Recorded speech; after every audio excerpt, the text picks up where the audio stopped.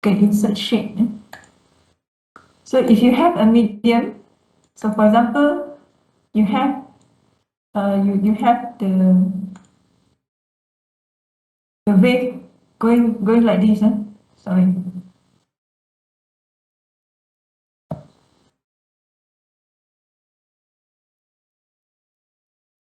Do you have class today?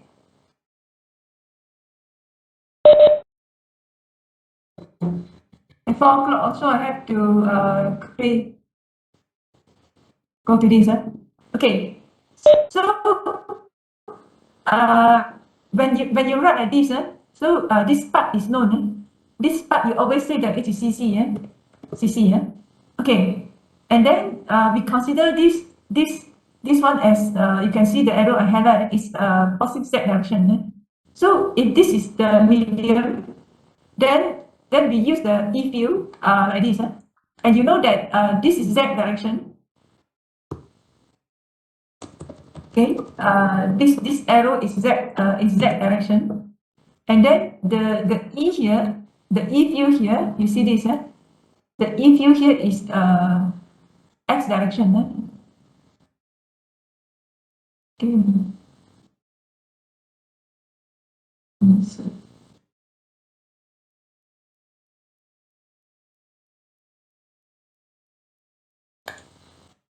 So this is X direction. So this is your field. This is your E field. It will change suddenly because of these changes according to time. So this is IKZ positive. It travel in the positive direction. If this is interface, if the field is bounced back, then the field for this you have to change. Okay. So for example, so if for this arrow, okay, I make it large, red, and make it very big. If for this bounce back arrow, okay, then the IKZ here you have to change to negative. Okay, and then of course there are some coefficient. Okay, the coefficient is R. Okay, so this is for reflection on interface. So on the left, all these arrows on the left, it is medium 1. On the right of the interface is medium 2. Okay, so but of course you do not come to this. And when you do this, and you this is conventional. When you do the conventional, you assume that this one is not Z dependent. But usually, if you look at this article, this one will assume that it has something not E, but it will assume P. The P has the Z dependence, but here is something about E. So the classical one, the conventional one, you assume that the E here, instead of just exponent I omega t, you must have the exponent IKZ. Okay, and then you can work out this del square. Is it okay? I hope that I answer your question.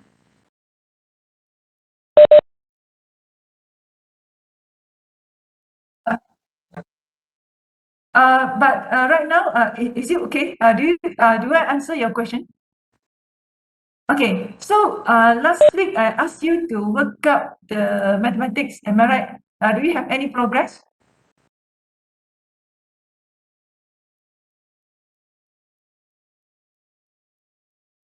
Do you have any progress for the mathematics?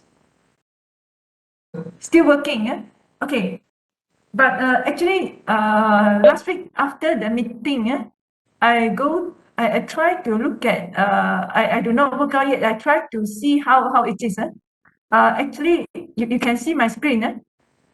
The S here, in order to achieve the S here is actually quite difficult. And you cannot run away from numerical solution. But when you want to solve this, you also need a numerical solution. You're using Mathematica or Python. Can you find any program which is finding the root? Okay, let me type the multiple roots solution. Okay, root finding. You try to find the software, I mean the function of it to find the roots. Okay. So if you're not familiar, you try to solve the square root. For example, you have the ax square plus bx plus c equals to 0. So this is the very famous quadratic root because this is x squared. This equation, you expect two values of x fulfill this equation. So when you find the two values of x, the two values of x depends on constant A, constant B, and constant C. Right, so you know that the solution is what? If you work out mathematically, so you find the two solution is equals to okay, equals to negative b plus minus sqrt square root b square minus 4ac. Am I right? Okay, this one should go inside. Okay, and then this over 2a. Okay, 2a. All right. So if you use the Mathematica or Python, you try to solve something easy first. You try to solve something easy so that see whether you can really find the numerical values for the two roots like this or not.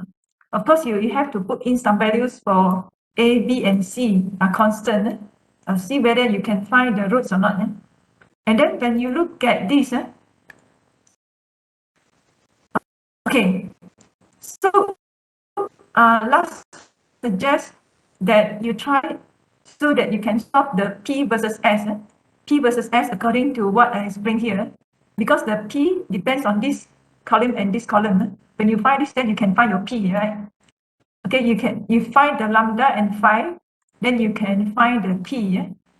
Okay, and the W is the free variable. I use green, free variable. Okay, so when you have the W, after you find the P, and you have no problem to find the S according to this article. But when I look at this carefully, if you want to find this, actually it's difficult.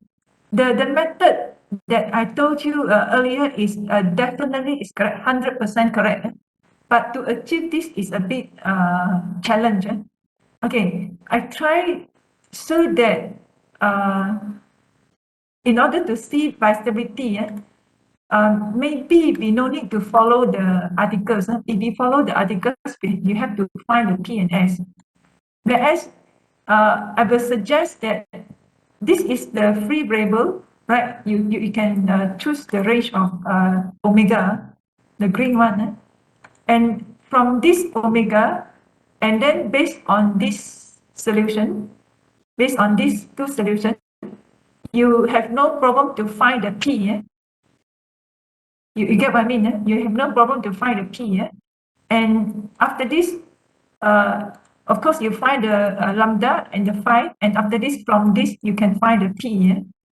Okay. And then if you want to see multi-stability, instead of P versus S, maybe you just plot the P versus omega.